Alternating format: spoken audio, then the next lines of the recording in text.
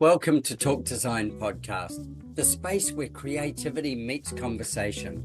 I'm Adrian Ramsey, your host, and as someone deeply entrenched in the world of design, I'm thrilled to introduce you to the minds that inspire me in the hope that they will spark something special within you too.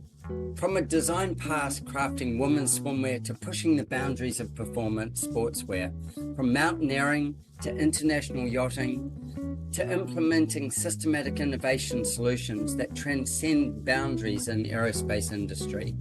My heart remains rooted in architecture and exploring the emotional tapestry woven by built spaces is my fascination. My journey in design has been what can only be described as a life of design.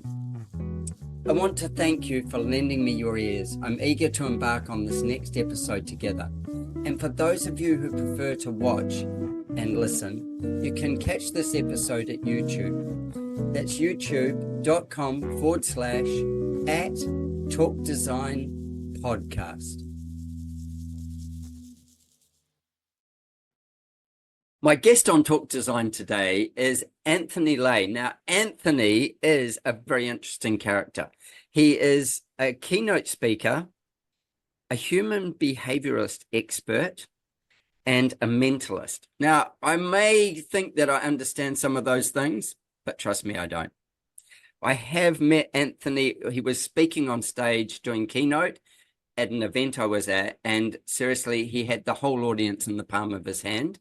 And I said to him, would you come on my show and put the audience that Talk Design does in the palm of your hand? And he's going to do that for us. It's going to be very exciting. So, Anthony, welcome to the show. Thanks for having me on. It's very exciting to be here. Looking forward to our conversation and also sharing stories and hopefully some value as well with everyone who's listening. Ideally, that's the plan. And yeah, look, if they don't get any value, I'm sure I will. So it's all good. Hey, I want to kick off with this first kind of question is maybe just explain what I know. A keynote speaker is not so difficult. I'll explain that one. Goes on stage, he takes a subject, he talks to the group about it, whoever he's talking to, and takes them on a journey and drops in a whole bunch of learnings on that journey that they can take away from it. A human behavior expert, I've got no idea what that is. And a mentalist, I've got no idea what that is. So let's start. Tell us what those things are, and then we'll dive back into your story from the past. Okay, so let me try and make this as simple as possible. A mentalist is it's a branch of magic. It's a form of entertainment where I stand on stage and I create the illusion of being able to read people's minds and dive into their thoughts and control their choices. It's a psychological side of magic, and it's something that really fascinated me as the story unfolds as we go through this. You'll understand why comes into it. Yeah. And then the human behavior side of things is I've always just been fascinated with humans and the reason why we do what we do. The nature of the journey that I've gone through has led me on really understanding my own behavior, which is then lent straight away into understanding the way that other people make choices, the way that they operate, the reason why they do the things that they do, the way that we can win people over, all these sorts of things. That's those two things in a nutshell, and it will expand out on it over They're certainly dovetailed, aren't they? Yeah. And yeah, the keynote part is basically a way of giving that gift that you've created to other people. Yeah. I love it. Let's go backwards then, because the magician in you, I think, is a big part of what, obviously the energy you bring, but the magician in you is actually a part of the mystery that let people, or you get into their head because they're so enthralled with kind of what is seemingly being magic. So did you start out in your bedroom like doing magic tricks? What happened when you were a little kid? All right, we've got to be careful whereabouts we go with this conversation. yeah, okay. It doesn't have to be in your bedroom. Yeah, in the living room. So look, as a kid growing up, magic wasn't something that I got into when I was really young. Despite the fact that I now stand on stage delivering keynote speeches and I've worked on cruise ships, doing the mentalism show and all this kind of thing. People would look at me and they would naturally think that I was probably somebody who was quite extroverted, quite comfortable going up and talking to anybody. It's the complete flip side of that. When I was younger, I suffered really badly with social anxiety. When I was younger, I also had a bit of a stutter as well. So I was really worried about my voice and speaking up in front of other people in case that stutter started to arrive. And as I got older into my teens, there is this whole social dynamic where you have to navigate having conversations and being a teen and being cool and all this kind of thing. And also the teen that needed a girlfriend, the teen that needed all these other things. You had a whole lot of stuff that you were going to have to work with. There's a lot of stuff that happens in your brain through those teenage years. Most of it not that clever, but yeah. I'm speaking for the boys. Yeah. And I saw magic as a way to cheat being interesting. So I'm somebody who's naturally very curious. So when I saw somebody performing some magic, I believe that my lead into magic came from seeing David Blaine, his very first ever TV special that he did. I was about 17, I think, at the time when David Blaine's TV special came on. And I saw this TV show. I was like, whoa, that is crazy. I'd love to know how to do that. So I became interested in magic through curiosity. But then also magic, I realized, was a way for me to cheat being interesting in social encounters. I didn't have to rely on having good conversations. Instead, I could do a magic trick and people would go, oh, wow, that's really cool. And that's how I... Human behavior, that was the step into it. You could see, I can relate to that so well. My uncle was New Zealand's most famous magician. He was known as John's. His real name was Trevor Hodson. And, but John, I was going to say, that's very much a stage name. It is, yeah, very much. And he's probably still in the Guinness Book of Records for a whole things on escaping and doing all sorts of incredible tricks. Not tricks, those are actually beyond tricks. There's method in those, but you can go very wrong if it doesn't work. And he was very big on that. And then also as a kid, whenever he was around, he'd be bird whistling, pulling coins out from behind your ear, doing sleight of hand tricks constantly. And if you were ever in a shopping in a shop or a shopping center or stuff, he would play tricks on you while he was in there. He was just like being around a really big kid. And I think he probably a lot the same. It was his way into being not necessarily the center of attention, but getting enough attention. And it was the thing he did rather than the thing he was. Yeah, I think that definitely initially it wasn't about being the center of attention. It was purely from a survival point of view. Yeah. It was being in the group or being able to bring something. Yeah. It's like being able to bring, I don't know, a packet of biscuits when you're going out for dinner or whatever it is, someone's house, a bottle of wine. Yeah, it's bringing something to it. Yeah,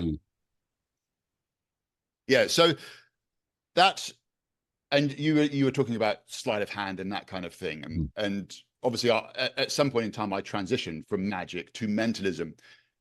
And I think that was because while I love magic, and to this day, I still love magic, I wasn't dexterous that well with, so when it came to the really fancy card manipulations and being able to do really cool stuff, I found it tricky. Now, whether that's because of my carpentry background, which we'll get into as well, and me just having carpenter's sausage I was about to say, not being able to lift the cards. But what I did discover through doing magic is the art of misdirection and the way that you can do it through movement and through your voice, and how you can misdirect people. And then that led me down the route of mentalism. Now, I did also get really interested in hypnosis as well.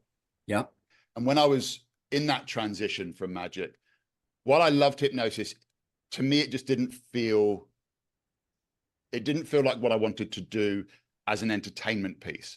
But mentalism was this kind of middle ground, halfway between magic and hypnosis. And I was like, well, that's fascinating, because the people in the audience became the props. And because I love understanding human behavior, it allowed me to combine those two things, the love of human behavior with entertainment as well. Yeah.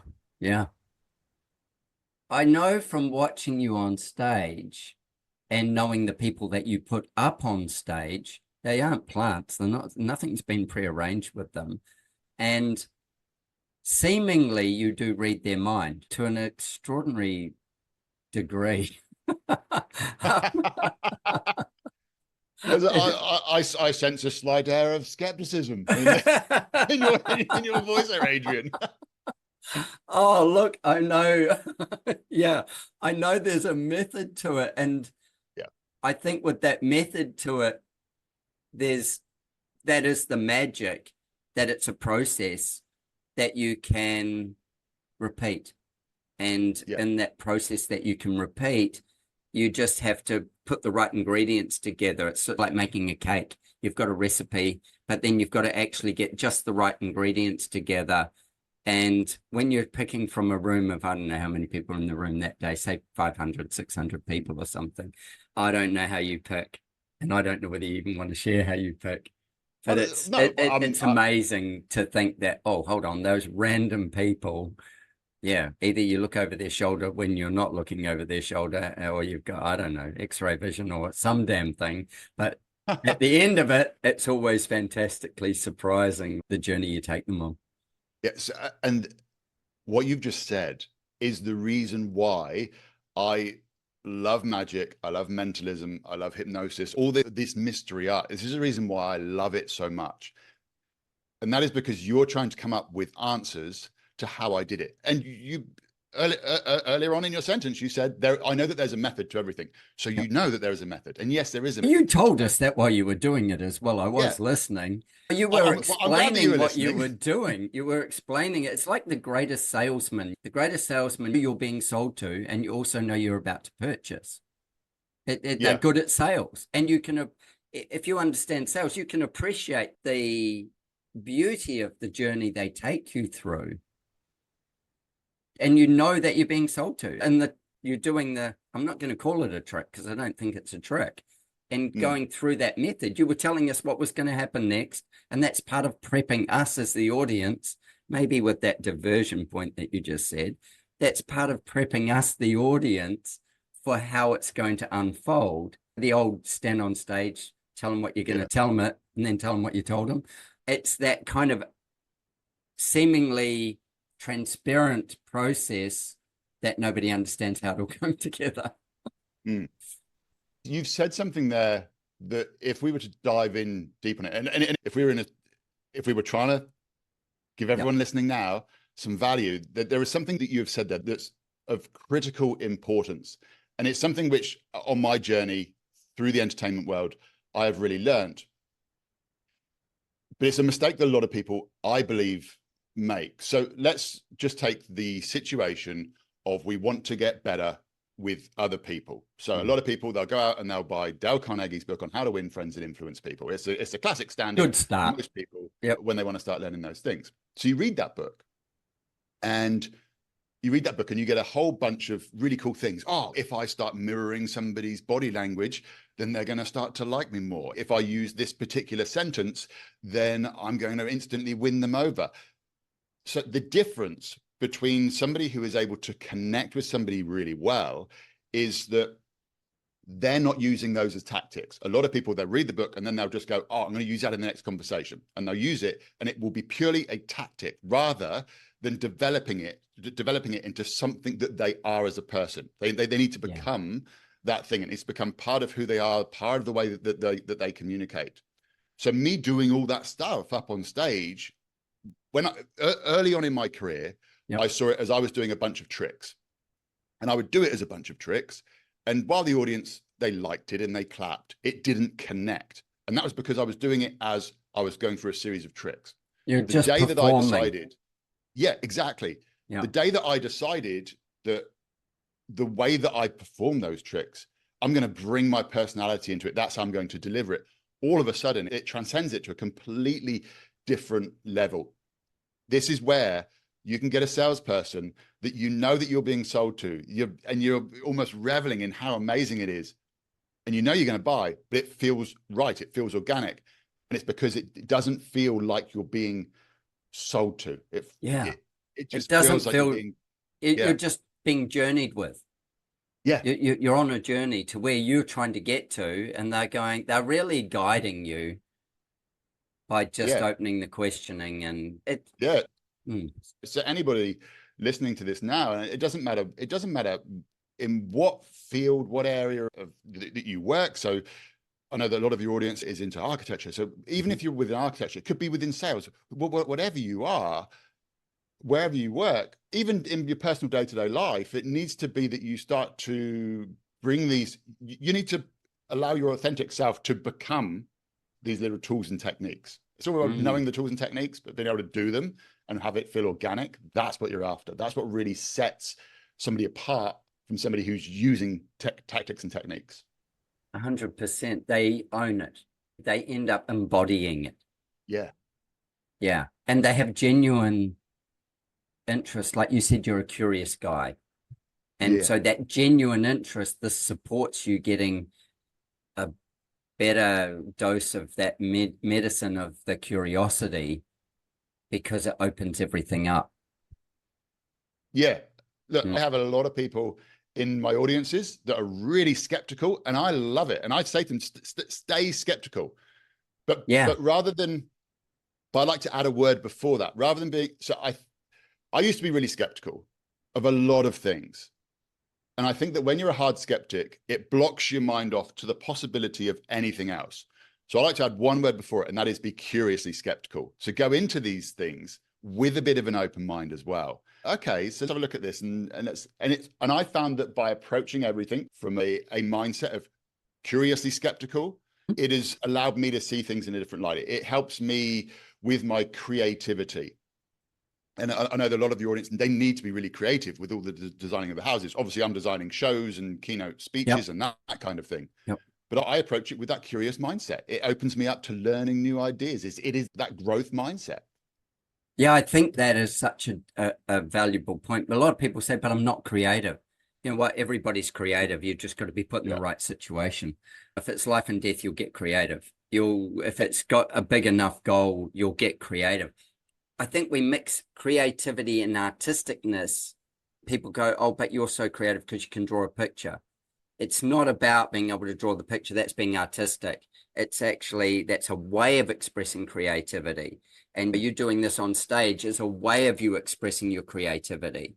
And as you say, you're designing shows, you're putting things together, you're thinking of how that will be. That's your creative brain working. Everybody has that. Everybody has it. It's whether they can engage it or whether the curiosity is big enough to get them to run towards it or whatever it is. So I think that skeptic part with curiosity, all magic, when you know it's a magic trick, should be the skeptic part with curiosity, because otherwise you don't fully engage. You don't cross the line to wonder how the hell did he do that?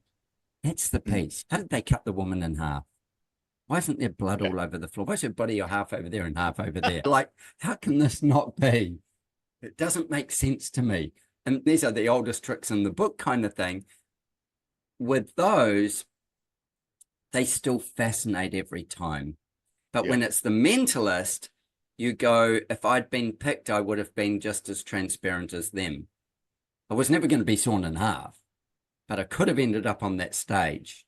Yeah.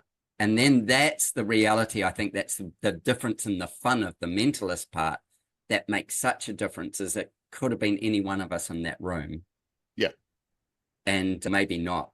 No, so you saw me performing, and I tried to make it as fair as possible because I know that we're going to have the questions come up afterwards. Yeah. And sometimes I will do things on purpose to create certain questions in people's minds. And that's part of human behavior and the influence side of things. But I'll try to make it as fair as possible. I'll be throwing out paper balls out into the audience sometimes to choose people, to let people know it couldn't have set anything up ahead of time because it was completely random. There was a paper ball was thrown out, and he's English. He can't throw. Hope for him, but he can't throw. Yeah, no, true. So yes, there's no, it is as random as. Yeah. It just, but that everybody wants, that's the first point of skepticism, isn't it? Is oh, how did he do that? Yeah. How did he know that those people would be the ones? But you don't. Yeah. And look, my wife gets so back in the days when I was coming up through the ranks and learning as much as I could. I was learning tricks left and center at one point in time, and my wife, she was your valued assistant or guinea pig. She was a guinea pig, not she was a valued assistant, but she as saw herself as a guinea pig. And it makes so nowadays, sometimes I'll do some stuff. She's got a bit of an idea of some of the stuff that I do and how I go about it. But occasionally I'll suddenly come up with something brand new that she's never seen before. And she physically starts scratching her face afterwards, and it irritates her now. It's got to the point of irritation with her. There's been some crazy stuff that's happened. I remember doing a publicity stunt once where I drove a car blindfolded. Yep. But the whole idea was I'd get in this convertible car. Because you can see without needing your eyes. Yep. Yeah, so I was seeing through the person sat in the passengers. Okay, cool. Yeah, that was the trick. That was a pretense. That was the illusion. And she, in the process of me practicing this, so I've got coins stuck in my eyes, then black gaffer tape put across my face, and then the gaffer tape wrapped around my head, and then a bag put over my head. Like, it's pretty intense. And she came in one day, and I was just practicing with the whole getting myself taped up so that I could do it effectively and efficiently, and I didn't start looking for bits of tape. Like, it was all there. And she walked in the door one day, and I'm stood there. I've got this tape all over my face, and I heard the door go, and she walked in, and I went, just hold up some fingers. I'm going to see if I can tell you how many there are. But she never had any idea what she was walking into. And so I've got two girls. Yeah. My eldest is 11 years old, and it was 2012 when I did my first sort of big TV thing. And the game that I played on, so the big thing that I had for TV was playing Russian roulette with nail guns. And in the rehearsals of this, playing Russian roulette with nail guns, we were in a little apartment in Sydney at the time. And so it was four nail guns lined up. One of them would be loaded, and three of them would be shot into me. And even though they were empty, I'd taken the safeties off so they'd still go bang. Yep. And so I had to practice. I was doing it on TV. I had to practice. My wife was pregnant with our first girl, and this nail gun was going off. And every time the nail gun went off, Taylor Fern, who's my daughter, she'd kick inside my wife's stomach. Oh, I'll tell you what. Anybody out there listening, don't get in a relationship with a magician or a mentalist, because it's stressful. That's the biggest takeaway. It's not entertaining. Yeah, the entertainment runs out after a short while. Yeah, and then you really do wonder whether you were tricked. I've taken us off on a bit of a tangent there. It's an interesting tangent though as well, because go back to that part where you're this kid that was bringing, say, this was your way into a tribe of people and a way of being relevant. If you took those skills now, you do take those skills now, your choice to be connecting with anybody, anywhere, at any time, as if they're in front of you, is totally your choice. It is for all of us. But the level of getting them to connect back with you is the genius of that, is being able to, I don't know, make a more solid connection, better rapport. I'm not quite sure what it is, but it's, that part, while talking about them, not about yourself. Yeah, which on something like a podcast, it's really hard, because you're here to talk about yourself and hear my story. Yeah. There's a couple of things here that I suppose are little rules that I live by, and it's almost like a little software program running in the back of my mind. That was making me laugh, just because it means it could, like most software, fail at some point. So yeah, or maybe it just means that I am actually some form of cyborg or AI. Who knows? Maybe Who AI. knows these days? You could take on the AI mantle really quickly. Yeah. So first thing is to have a genuine interest in other people. So this isn't a program that's running in the back of my mind, but I am genuinely interested in other people. I'm interested in why they do what they do, what their worries are, what their goals are. So I'm genuinely curious about other people. And I want to know about other people. And I remember being in an Uber once. When I get in an Uber, I see it as training. Anytime I get into an Uber, I see it as training. A training in human Training for connection. them or for you? For me, it gives me a chance to And they to might test get out. some too. You It can test your gives me a chance material. to test out new techniques and that kind of thing that I might be playing around with and seeing if I can either adapt them or modify them and this kind of thing. I remember getting in an Uber once in Sydney. I just landed and I had to get down into the city. Now, anyway you travel in Sydney, it takes you a long time because of the traffic. So it's about a 45-minute taxi ride. Now I've got my initial conversation starters that I'll have when I jump into somebody's Uber. My goal is to get them talking as quickly as possible about themselves. Then my goal is to get them talking as much as possible. So the less I can say in that Uber ride, the better. But I want them talking the entire time. So I try to avoid any silences. I got into this one particular Uber, started out with my usual conversations. So what I'll normally do is I'll look at their star rating and I'll use that as a conversation starter. I go, oh, wow, 5 stars. You must be like, what's your secret? What is the secret to getting 5 stars as an Uber driver? And then I'll get them talking. From that, I'll then ask small questions to keep. Uber should hire you as a keynote speaker because you've probably got a lot of data on that. I should. If you're listening, Uber. Yeah. Uber, I'm sure you're listening currently. Please make a contact with Anthony. It was about 45 minutes. I said hardly anything to this gentleman who was driving me. I found out though that he had been shot. And did he get a star for that or no?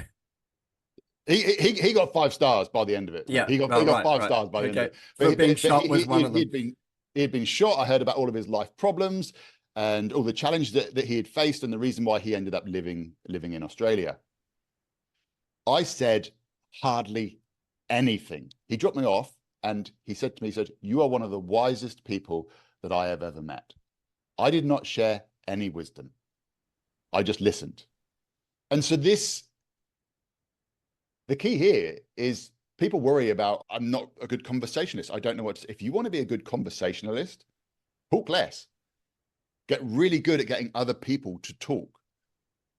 And then you'll become a great conversationalist by getting them to talk. Because they're going to talk about, pretty much most of the time, they're going to talk about themselves, which is their favorite topic. So that's the technique side of it.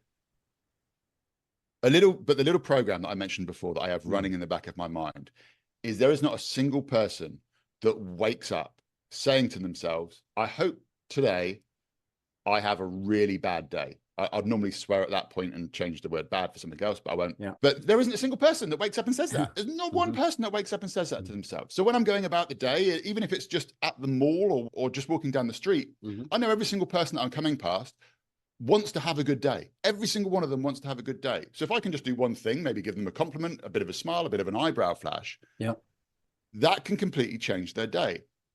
Any conversation that I then have, that person wants to have a good conversation. They don't want to have a boring, rubbish conversation. No.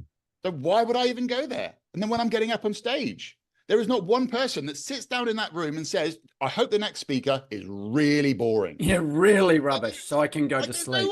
There is no one that says that. Every single person wants to have a good day.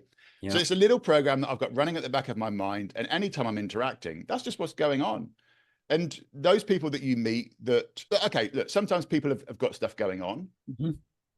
Which everybody's got stuff going on. It's at what level? Yeah. And how they're letting it control their life. So sometimes it is going to be, somebody could be in a real funk and it might be really hard to pull them out of that. But 95% of the time, you might be with somebody who they seem really stiff, they seem really closed off towards you. And that might just be because they haven't given themselves permission to have fun. So I see it, my role as a speaker on stage is to give people permission to let go and have fun. Because when we have fun, we enjoy it more and we learn more as well. So we go into game state. Yeah. Because we're having fun. Yeah. Yeah. So I just treat every single day like that. Every single person I meet wants to have a good day. And if I can find a way to allow that to happen, be it something simple as a passing comment or more involved if I'm speaking to them, and it seems to work. It seems to work, and it's worked for the last 15 years when I'm up on stage. Yeah, it's one thing to connect with, with one person It's another thing to connect with 600 or more, and for them to feel like they're getting a genuine connection with you. I've told, I don't know, out of that room of people that we were in, I reckon there's probably about 20 that I've come across that I told them that I was interviewing you in the last month. And they're like, oh, wow. Oh, wow. Is he going to tell you how he did it? And I go, no, I doubt very much he's going to tell me how he did it. But they were like, that was such a good, we enjoyed it so much. How did you get him to do that? And I said, I just asked him. And they're like, oh, I can't wait to hear it. That kind of thing. Like they want more. They got lots, they want more. So you made an actual connection with them individually. Yeah. I think the key behind that is to realize that it's never about you. It is never about you. It's about the audience. So if we're going to go into the realms of public, even in a one-on-one conversation, to be honest, right now, this podcast is not it's not about me, it's about you. It is not about me. It's about me trying to reach down through, if you're watching the video, reach down through the camera. If you're just listening to it, it's about me reaching right down through this microphone. Into your ear. Yeah, and drawing you in. Yeah. And trying to make you feel like you're part of this conversation. One of the things if we went right back to the beginning, is I instantly acknowledge the people who are listening as well as you. So it's like breaking down that wall. Just come on, come in. Like this, it's like having a really friendly party host and they're going, hey, come on in, this is amazing. Yes, it is. And that everybody's welcome. Everybody's welcome to be a part of what's going to come out of it. Everybody, Yeah. I quite vividly remember being on a cruise ship when I used to go ship to ship performing a show. And early on in that time of performing, I used to get really nervous before walking on stage.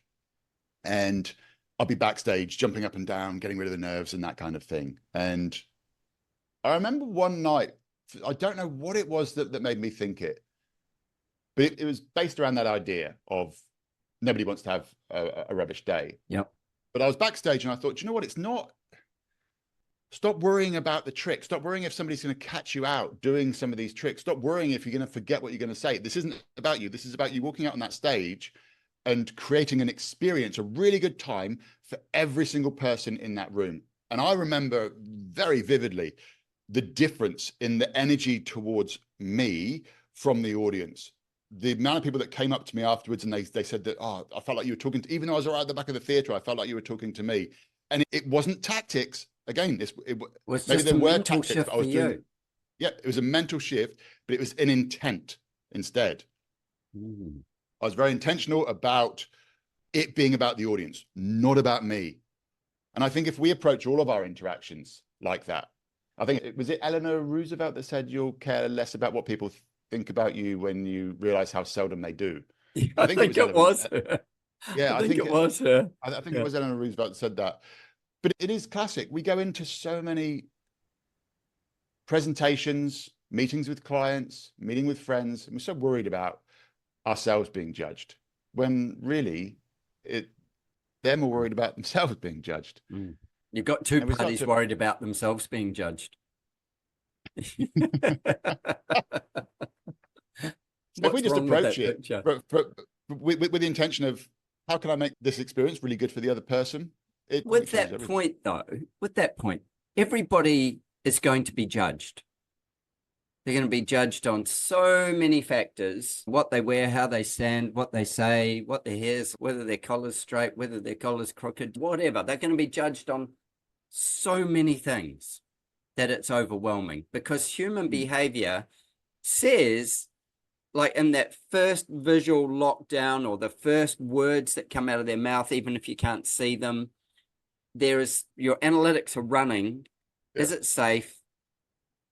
Am I under threat in any way? What's going to happen next? That has to happen. We have to have a level of judgment. Yeah. It's when the level of judgment becomes overwhelming. Like it's, I imagine, and we'll go down a rabbit hole on this another time, but just the anxiety that we have built by probably social media. I wouldn't say it's just built by that, but those anxiety levels and all those things that are happening in society and the mental health wellness of people, has shifted a lot. And even in the architectural space, this shows up in trends. Yeah, and interiors, it shows up in trends, and it's showing up more and more where we've got different zones of this comfort and how architects responding to that architectural design and environmental design and all those things are responding to it. But if you go back to it, yes, everybody's going to be judged. It's whether you feel comfortable with the gift you're bringing. Yeah. Maybe, yeah. It's being comfortable, having a level of comfort with yourself. And that is something which comes from confidence. And if there was one, if I had the ability to wave a magic wand, a real one, a real magic wand. Not this one. If I had the ability to wave a magic wand and cast a spell over the entire world, it would be to give people more confidence. And I'm talking about real confidence, not fake confidence, not puffing your chest out, going, oh, look how amazing I am. It's about that confidence of being certain in yourself. I would love to be able to gift that to every single person in the world. That comes from somebody who used to be really unconfident in themselves. And over the years, pushing myself constantly out of my comfort zone to increase my confidence. I didn't want to get on stage, but I was determined to do it. There was something driving me deep down. Also, I had a really good support group around me as well that would notice when I was holding back, and they'd say, oh, look, I think you're holding back. Push yourself out of your comfort zone. Yeah, good on them. The amount of opportunities that have come through improving my confidence, because by improving your confidence, not only do you stop looking for threats and you start to see opportunities. Once those opportunities present themselves, you're then more in a position, because you're comfortable with yourself, to then take advantage of those opportunities to step as they into arise. the space. Yeah. The thing that we need to be really aware of is, as we become more successful, the risks that we took to get us to the point of success, we then stop taking the risks, because we reach this point and we go, oh, okay, I'm at this point now. We're then worried about slipping back down again. So we stop taking the risks. And I found myself doing this probably in the last couple of years. I started to think to myself, I've actually stopped taking the risks that I was taking, that was taking my career to the next level. So yeah, right. That's it's not interesting.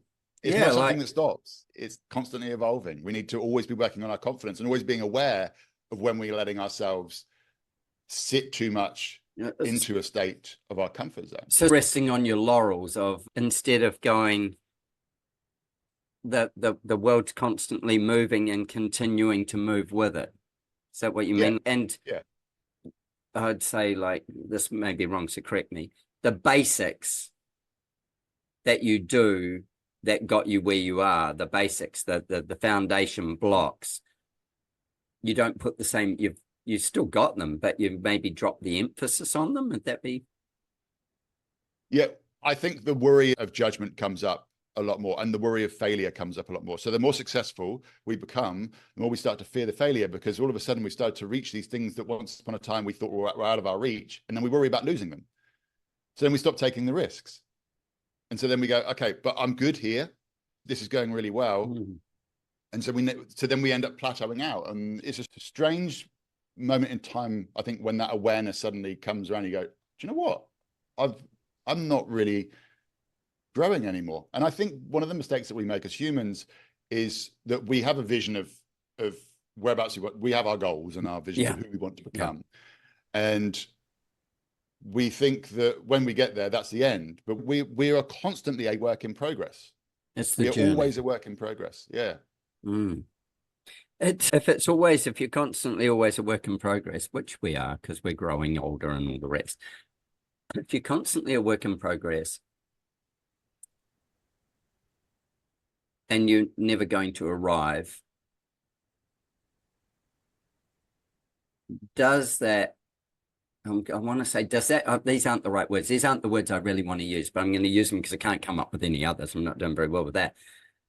Does that mean that we're this constant push of stress, and because we're constantly got to be in growth? I'm trying to frame, I don't know how to frame that up. Look, I can understand what you're trying to say there.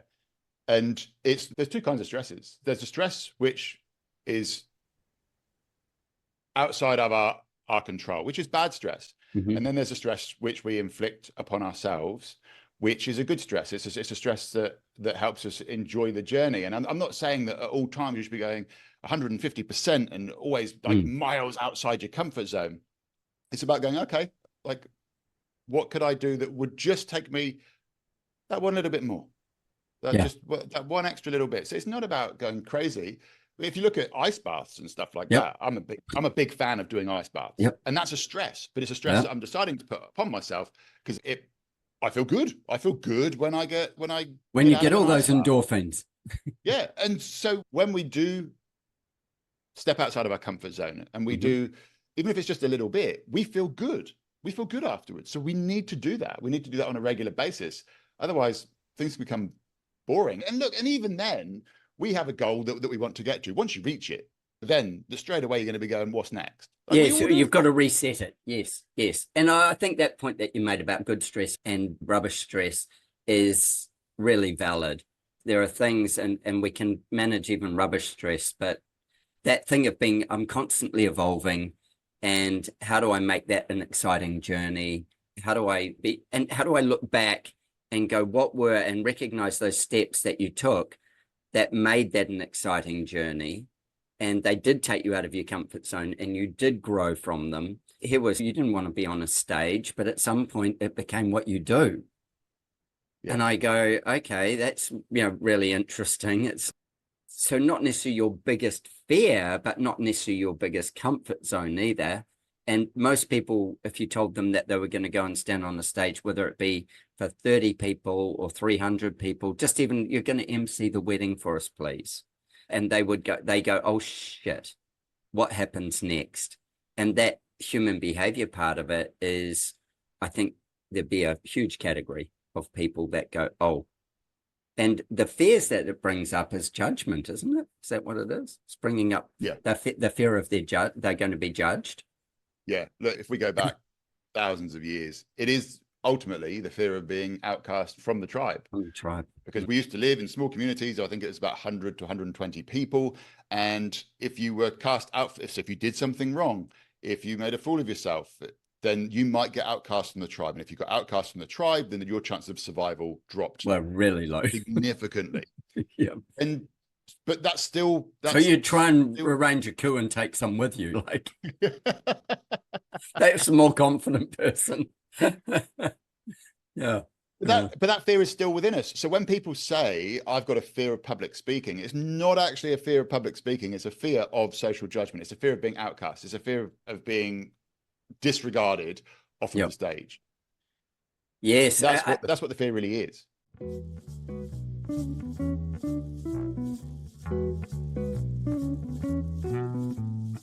I'd like to thank Stetson Hats Australia for providing my amazing collection of open road Stetson hats.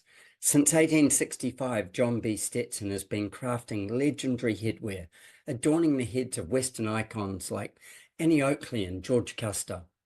The open road hat debuted in 1937, beloved by artists, outlaws, presidents alike.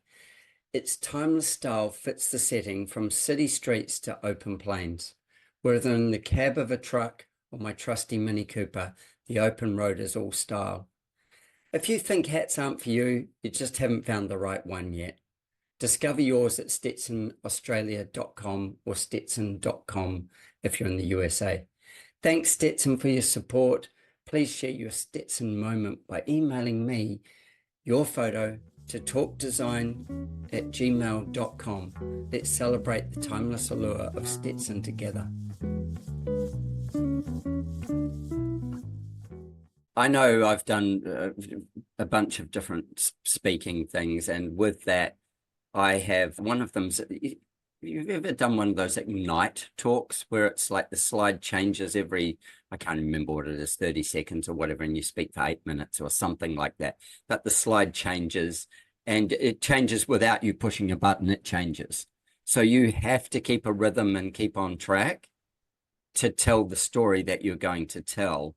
And I know watching people just crash and burn horribly, it's on slide 23 and they're still talking about slide 1, and it's not got the picture's got no relevance to what they're saying. And then I know the stress that I go into those with, or when I've done them, the stress I went in with was all about keeping a rhythm, but letting go of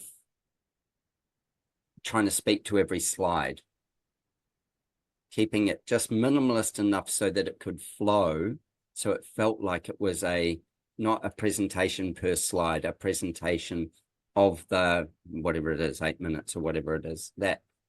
And that was my biggest stress. As to whether the audience was going to enjoy it or anything else, I actually gave up on whether that was going to be a case. I just went, I'm just going to go for it. And I think what I'm going to tell them is going to be interesting. And we'll know at the end. We're at full survival mode. Exactly.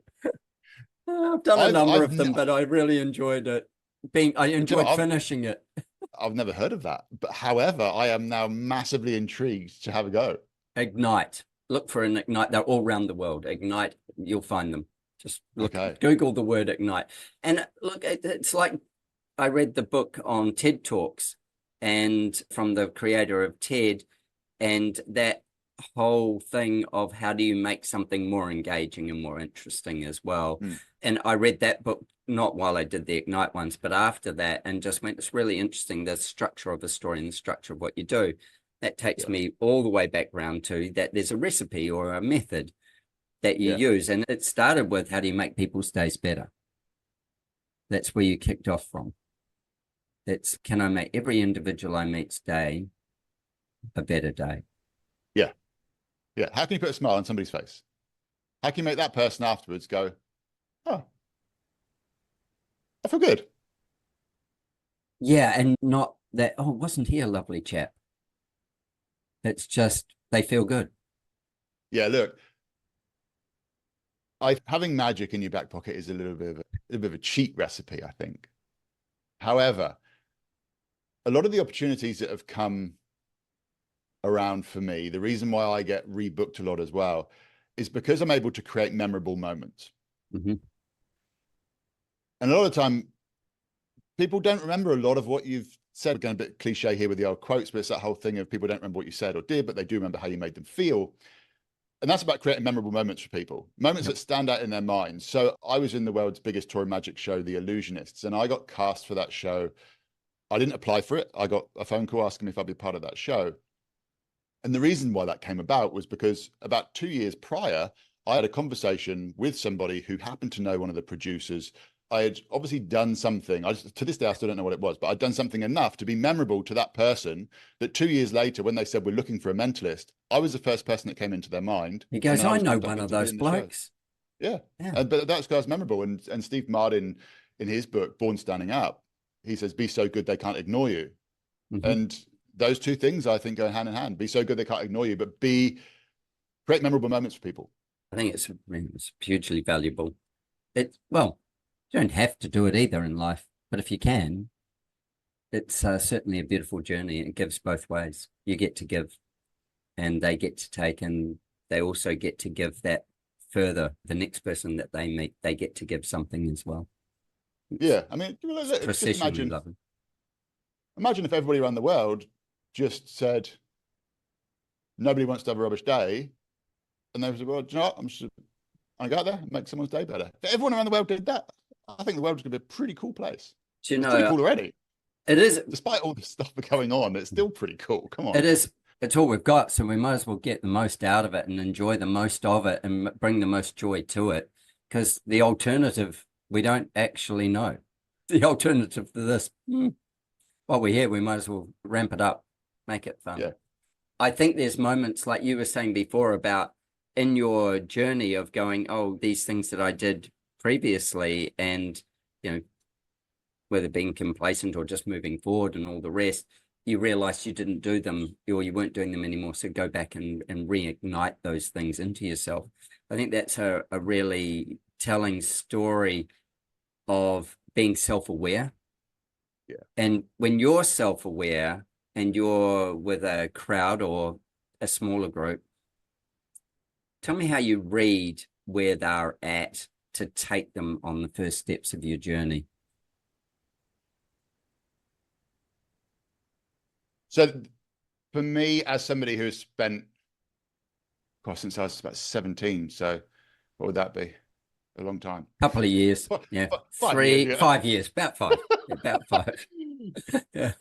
I've read anything I can find on body language, anything I can find on human behavior, gone into the realms of NLP and all this kind of thing. So there's probably quite a lot that I do without realizing that I'm doing it these days when it comes to assessing people, whether that's a small group or a big audience. If I was to summarize it down into a simple tool that you could take away, it would be the people that you are with, or the person that you are with. It would be to ask yourself the question, what does this person need? They're going to tell you in the way that they speak, the words that they use, whether they say things that might be, you can tell that it's trying to fish for compliments, or it's trying to fish for your approval on something. It's going to speak volumes. Then also look at the way that they present themselves, the clothes that they're wearing, the way that they're holding their body language. Again, that's going to tell you a lot about how that person is feeling and what they need in that moment. So that would be my shortcut to understanding the person who is right in front of you, or the people that are right in front of you. What do they need in this moment? And then you're going to adapt your communication style to suit that person. Yeah, okay. I'm very high energy. I've got this, I think, this natural ability when I walk out on stage to take any audience and then bring them on the journey with me pretty quickly.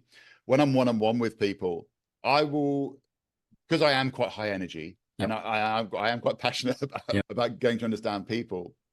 If somebody is quite reserved, they speak a bit slower, I will naturally reduce myself a little bit. I won't go all the way down, because but you'll kind of meet them a little more closer to where they're at. Yeah. So I become, when you hear people talking about mirroring and copying their gestures and this kind of thing, what I like to say is, don't try, if someone catches you mimicking them, doing exactly the same gestures as them, they're gonna get weirded out by you. They're gonna think what I like to say, and I'm sure that there's somebody else who's in the personal development space who says this, but I can't remember who it is. But it's reduce your differences. Yeah. It's a different way of looking at it. So rather than trying to copy them, you're just trying to reduce your differences. Become a little bit more like that person. That person's, do you know what? You're not a million miles away from who I am, so I can relate to you. It just makes it easier. So there's a couple of little cool takeaways. I think those are really cool takeaways. I think that reduces so the first one is, what does this person, or what do these people need from me in this moment, right now, in this situation? And then the second thing was that last one that I said. Remind me, Adrian. Yeah, it was reduce your differences. You said in between, you said their clothing, their body language, how they present themselves, but just reduce your differences. And look, take that clothing one, for example. In less these days, but certainly from the past, if you dress not necessarily the same, but similarly to the occasion that people are going to, the guy who turns up in a Hawaiian shirt and jeans at a black tie cocktail function isn't reducing his differences. He's relying on that to be the difference that will make him either fit with the tribe or be kicked out of the tribe. And he's thinking he's going to end up fitting in, being whatever it is in there.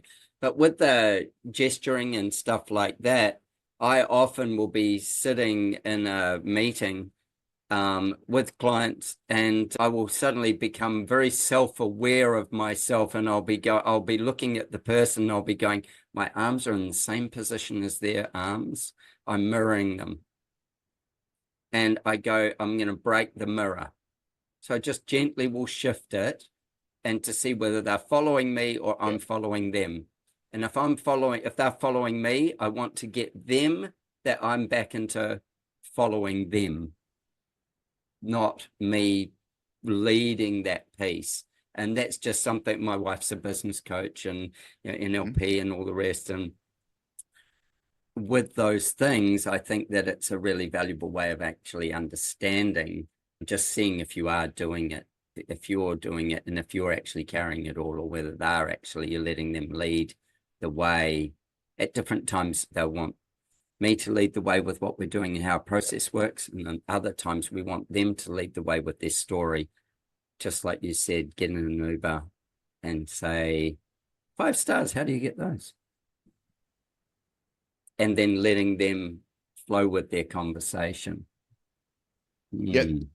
The key to it all is to create a sense of comfort in those interactions. And one thing that I think we need to be really aware of is that we don't start overanalyzing within the conversation, because then it takes us out of being there and present in the moment. So, and again, this comes back to that whole idea of tactics versus who you are. Once you start overanalyzing a situation while you're in it, then you're pretty much going back to tactics and what is it that I need to do next to make this happen. It should happen organically. It should become part of who you are. It should just be a comfortable interaction between you and another person, or you and a group of people.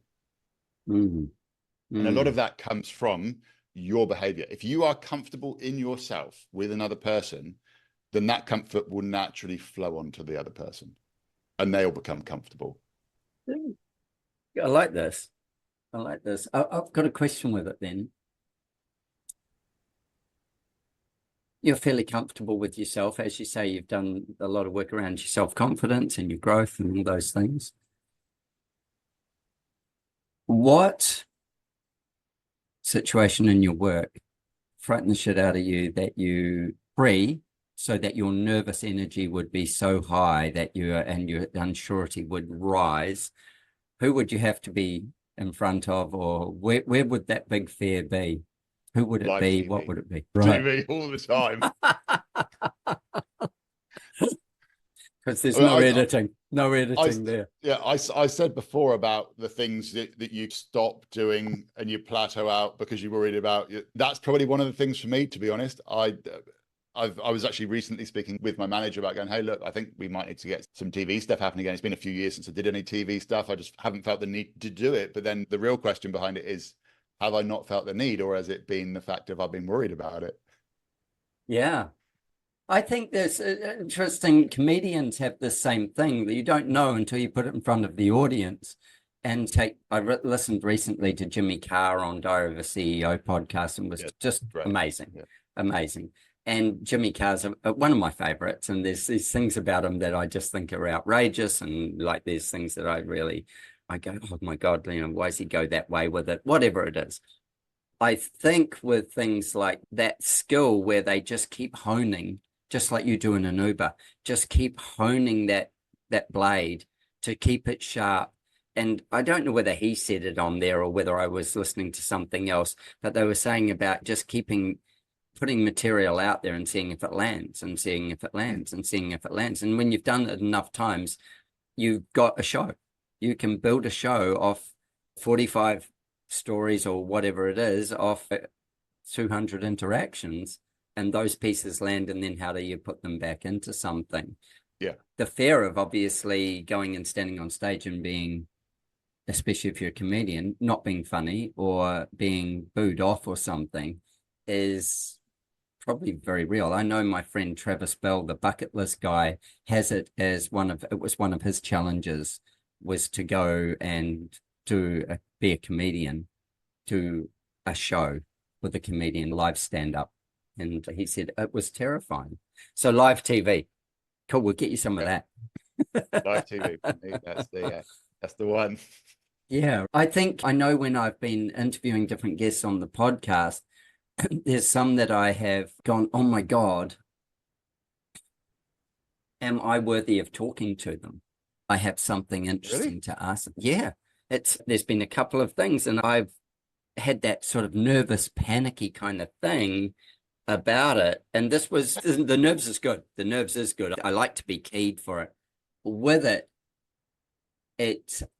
was all perception that they were going to be able to, that I wouldn't be I wouldn't be able to interact with them.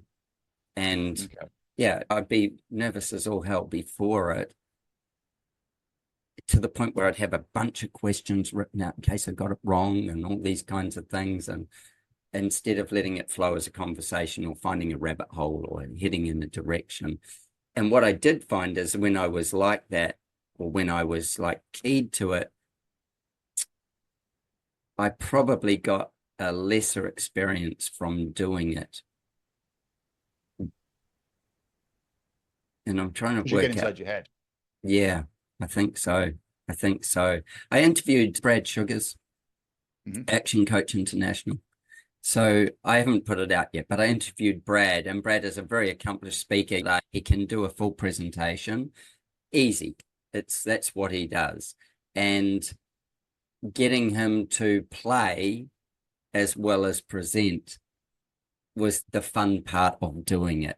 And previously, when I've interviewed some of the people that are more like that, they just do their presentation. It's their whatever presentation. I get that, and off they go. But then to play like more like this is more fun. It's more fun. Yeah, I think that's one of the things that I've really enjoyed throughout my career. The nature of the mentalism, although I've got the tricks, effects, whatever you want to call them, that I'm going to do within the show. I never know who I'm going to get up on stage.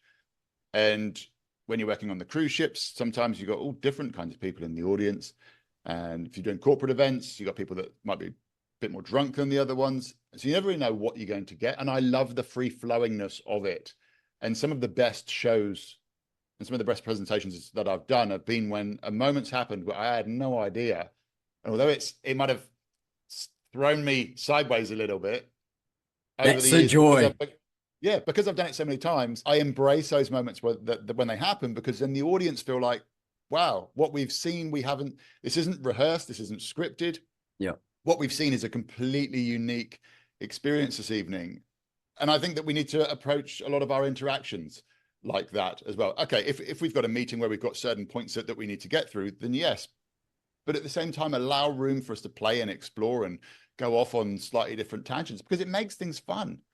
It does. It makes things fun, and discovery is everything. I have this with clients. I say, and this is probably not the best thing to always say, but the design isn't the hard part. The design is the easy part. That's what I do. Designing is what I do. It's I can't stop it. It's just part of my being. And I'm analyzing and looking and thinking, and the human behavior part of it is I'm looking for your eyes to light up. I'm looking for your nose to wrinkle. I'm looking for any sign that you're either on board with where we're headed, or you're going, this isn't comfortable. And we want a mixture of all those pieces. We want the discomfort. I want the person who's not likely to say, should I hate that idea, to speak up and say, should I hate that idea? I want to get them to there so that I can, I'll propose, I say it's like throwing bait in the water. I'll propose something that would be hard for them to agree with to see whether they're just being agreeable. And then I'll challenge them on it if they are. I'll go, really? So if I went down that track, because I don't know that's where we want to end up with you, but you tell me if you're really welded to it right now, because I'd rather you said it's shit if it's shit like this. And they'll go, it's not really us. They'll drag their partner in on the us, not really me. It's not really us. Go, cool. I need to know what's not really you. Yeah. And I've got to discover that, because I need to also discover what is really you. And maybe you don't even know that yet. It's a journey to there, but we've got to get through all pieces of it. But don't worry about the design. The rest is going to be built from conversation that has to be played.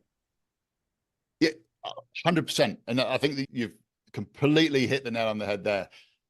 If we take this now very specific to you speaking with clients about designing their ultimate, their dream home, the home that they're going to sit in and love for years and years to come, you've got to be able to create a conversation between you and those homeowners or whoever you're building the house for that is so open, so honest. There's so much trust that you can have the fun, you can have the banter, you can have the play, But then when you need to, you can then bring the conversation back to exactly whereabouts it needs to be in order to then make it very direct. But if you just make the whole thing direct from A to B, you're going to miss so much on the way. So much of those little bits of fun and the quirkiness that can be the little nooks and crannies of a house. Yeah.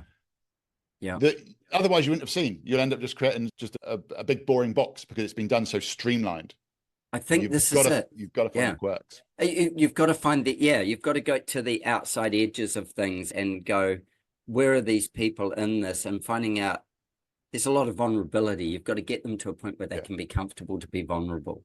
And usually the only way that you're going to get them to be comfortable is to create that connection between you and them, which comes down from how you interact with them, turning up, showing up and going, they don't want to have a bad house. They want to have a good house.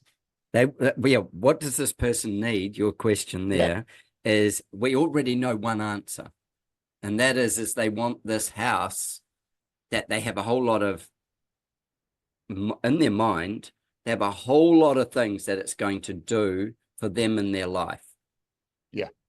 And it's going to, even if it's a part of a house, if it's a renovation, if it's an addition, they have a whole story about what that's going to bring. And you think of your background in carpentry, and with your background in carpentry, with doors, windows, these things, I would often say to clients, if I'm doing a house where the climate is, say, more English, or old England, where it rained all the time, not the 40-degree summers they get now, but come on, it's ye olde England. Ye olde England, yeah.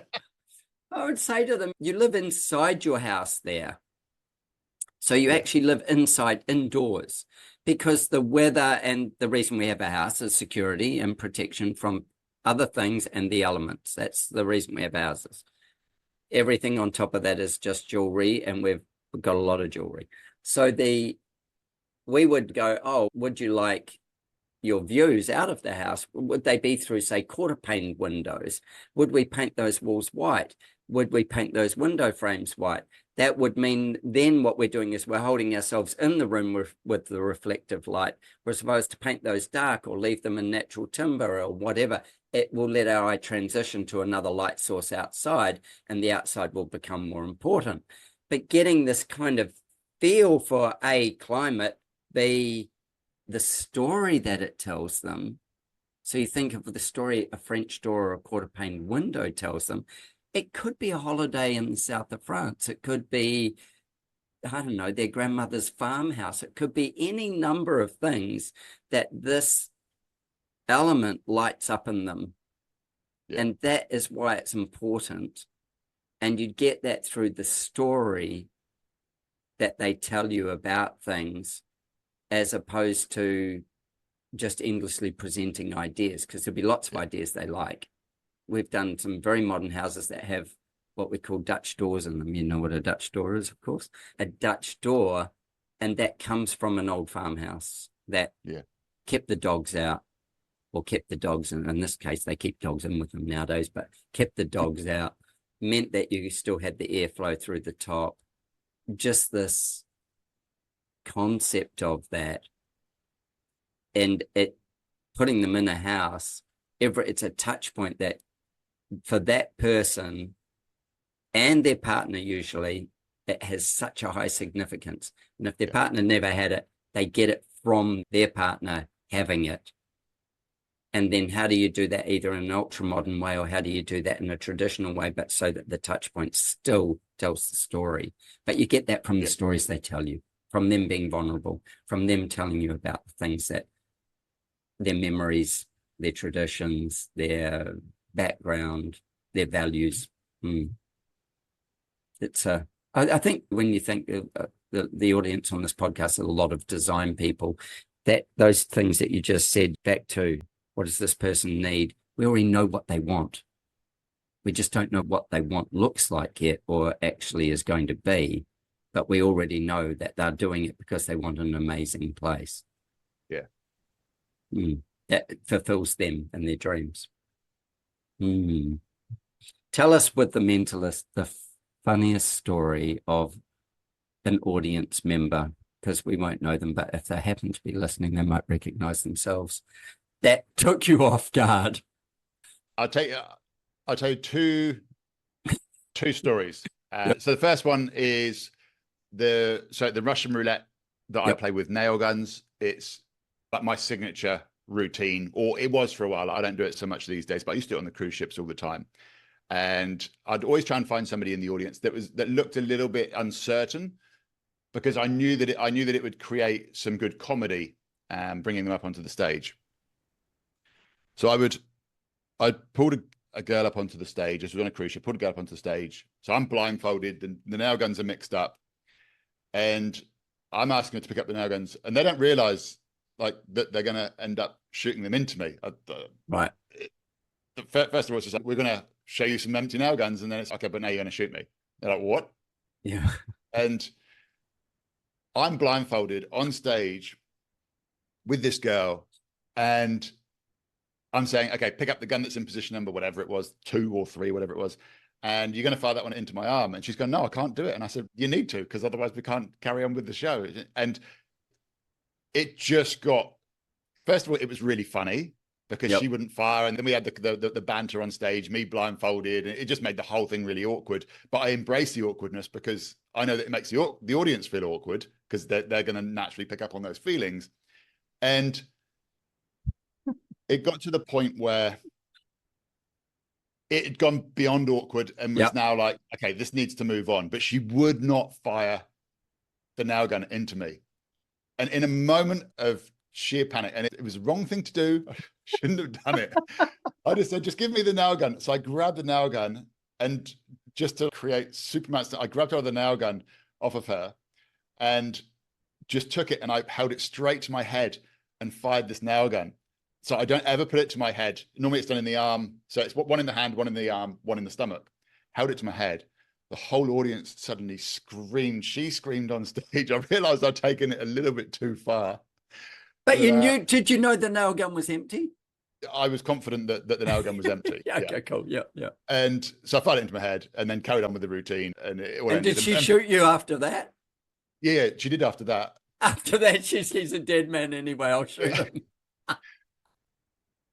So it was one of those moments in the show where I was thinking I could have just ruined my career on cruise ships here, because I might have gone a little bit too far with it. Recovery. Ended up being really good reviews about the show. That one shock moment, I wouldn't ever have done it again. I'm always looking for moments in a show that I can recreate that could be funny. And it was one of those moments that the only reason why it was so good and it was so powerful was because it was genuine. It was 100% genuine in that moment that I would grab the nail gun and do that. And you recognized that you had to move it on as well. There's a point where you're going, this thing's going to end up in a train wreck unless I take some kind of action. Yeah. So that's one story. And then the other story is I was doing a corporate event in Sydney, and at the time, Joe Hockey was is it the chancellor, the person who's in charge of the money for the country? Yeah, exactly. And the guy with all the cash. Yeah, the guy with all the cash. And so at the time, he had that role within government, and I knew that he was in the audience. And I said to the event organizer, "Look, I'm going to pull up Joe Hockey to do a bit up on stage." It wasn't for the nail guns, and they said, "Oh, I'm not sure. I'm not sure if you can choose him." I said, "Well, I'm going to. It's going to happen. It's just going to happen. I am going to choose him because I know that it would be good for the audience, because I'm going to get him to make some choices, and I'm apparently going to influence every single one of his choices. And this is somebody that runs or is in charge of all the money, controls the cash. Country. Yep. And I really wish that it had been caught on camera. But I go down into the audience and I say, "Joe, you're going to come join me up on stage. You're going to make some choices for the entire audience." And as I put him up onto stage, he just leans in and he whispers in my ear. He said, "If this goes wrong, you're going to be audited for the rest of your life."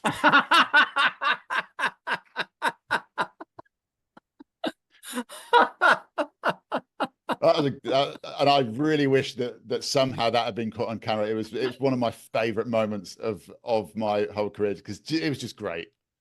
And did he say it tongue in cheek, or maybe with a little more meaning? No, he said it tongue in cheek. I was like, "This is to just come from you. That is absolutely perfect." And so, like, the empty threat of it, but the fun of realizing, like, I could do this to you thing, and being so himself self-aware of being in the situation and having Yeah. taking you on at your own game kind of thing. Yeah. I love it. I love it. The continuous tax audit will be your punishment if I don't come out smelling like a rose. Yeah. Oh, that's so cool. That's so cool. I've got a couple of last questions, and they're to do with design. And we didn't even talk about your carpentry background, but beside the point. One is, and I ask this of a lot of architects, what would be the last project that they would ever do? If you only had one show left, if you could only do one show, but you could handpick your audience. You could handpick your audience if you wanted, and they could be dead or alive. In the show, they'd be alive. They wouldn't be corpses. What would the show be? And tell us a couple of the people that you would love to have that would really put you on your game in front of you. Okay. Really good question. And thinking about it quickly, just going with what pops into my mind, first of all. Best place. I would develop a show that within the show, every single performance piece led to making people think differently about their own lives so that they come away inspired to be better and do better. So it'd be super entertaining, but there'd be this secret message that's going on underneath, without people realizing that they're in that they're being taught in a way to think differently. Super entertaining show, like a real theatre-y kind of show. The people in the audience, I would just like people in the audience that need to hear that message. Everyone. So give me some specifics. Come on. There's some people that there's some big people or people that you go know your game. They know your method. Yeah, I don't know if I necessarily want them in the. I'm not worried about impressing. I don't mean impressing. Just that thing of, I don't know, say a magician having Houdini in the audience, or an escape artist having Houdini in the audience, or anything like that. Where I often play this game with myself. This is a game I play with myself. If that person was to be the one I had to go and speak to, or that was going to be my guest, or that was going to be them and a couple of their peers. This might not be the answer that you're after. I'm not after having famous people and people like that. It would be my so two people in my life that have never seen me perform, and they always believed 100% in anything that I ever said or anything that I ever did. Was my grandma and my nan. Neither of them ever got to see me performing on stage. They only ever really knew me as the timid kid. Yeah, wow. That's who I would want front and center in the audience. Beautiful. I love that. I love that. Otherwise, it would be people that I just want everyone to feel more confident around the world. I just want people to feel more confident. That answer gave me goosebumps, and I think that thing of because they believed in you as that kid, and they obviously saw your struggles as a kid and everything else, but they still backed you. They had total belief. It's like unconditional love. And then to be able to take them on a journey now would be beautiful. Really cool. Really cool. Absolutely. My last question is about surfing. Yeah. How often?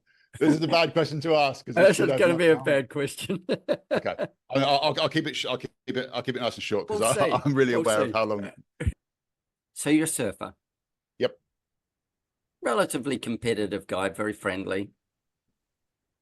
How do you influence the lineup when you're in the water as a mentalist to get the waves you want over the other guys that are sitting there? How do you psych out the lineup? You know what? I don't psych anybody out. I approach it. I am probably the happiest person in the water. I whoop and I cheer for everybody catching a wave. And because of that, I get waves. Yeah, there you go. That's the method. Yeah. Everybody else is super angry. Everyone else is fighting to get They're those trying to waves. get on the waves. Yeah. I am so happy for other people when I see other people catching a wave. I'll be whistling. I'll be woo. If a good wave's coming, sometimes I'll even go, oh yeah, go on. You've been at it for ages. You go. Yeah. And because of that, I go out and I surf, and I seem to get enough waves that I come in and I feel happy. Yeah, that's awesome. That's awesome. Just by celebrating others, can you make their day better? Exactly. It's my underlying message. I am AI. I am a cyborg. You are. You're a cyborg. God help us. I love that. It's interesting from our conversation. Two things that I've parallels. I remember probably in my 20s, I think it might have been somewhere around there, going, how could I make other people's days better just by acknowledging them? And so say somebody would serve me in the local dairy, that's like a 7-Eleven, whatever, wherever you're from. I'd look them in the eye and say, thanks, have a great day. And I don't even know where I got it from. It was something I don't remember, but it was probably off some TV thing or whatever, something. And I saw people go, oh, thank you. And then I realized how often it was not said to people.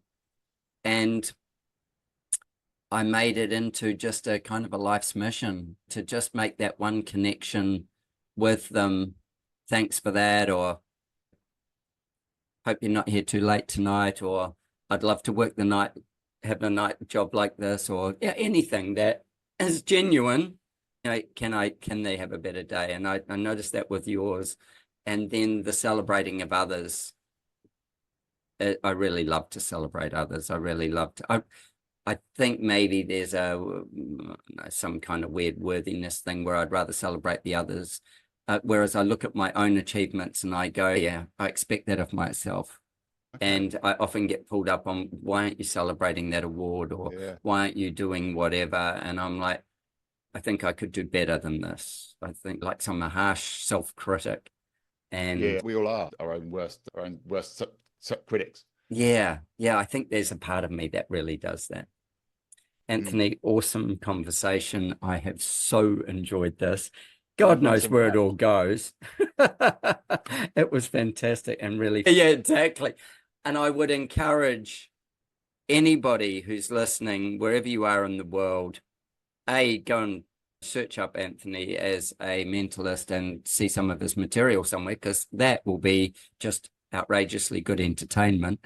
And then on the other side of it, if you're a corporate, or you're not even a corporate, if you're a business and you want to really engage your people with human behavior, reach out to Anthony and see what he can do for you. Because having been in the room, having had this conversation, and the conversation we had between being in the room and now, he truly does leave you with a sense of joy and intrigue and mystery, and also a self-reflection. And I think that the structures that you work within and the way you can deliver that to people is so valuable. And it does get them closer to what you were just saying before about that show developed about how people make their lives better. It might not be the big show, but it's a daily show for you when you're interacting with people and businesses and improving, not just entertaining, improving their business, improving the outcomes. I thank you. No, thank you. Thanks for having me on. Thanks for letting me share as well. Yeah, no, my absolute pleasure. Thank you for tuning into our conversation. I hope it left you both informed and inspired. Don't forget to subscribe wherever you listen. And please don't hesitate to share your design thoughts with me. It's always a joy to hear from you.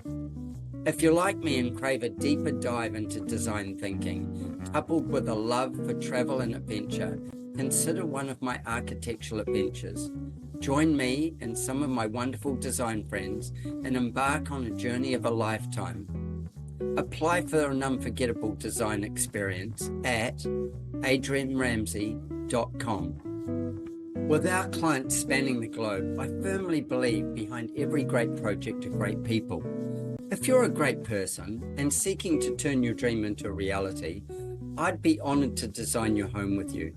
Why not join the ranks of our exceptional clients and let's make your heart sing? Reach out to me at studio@ardesignhouse.com.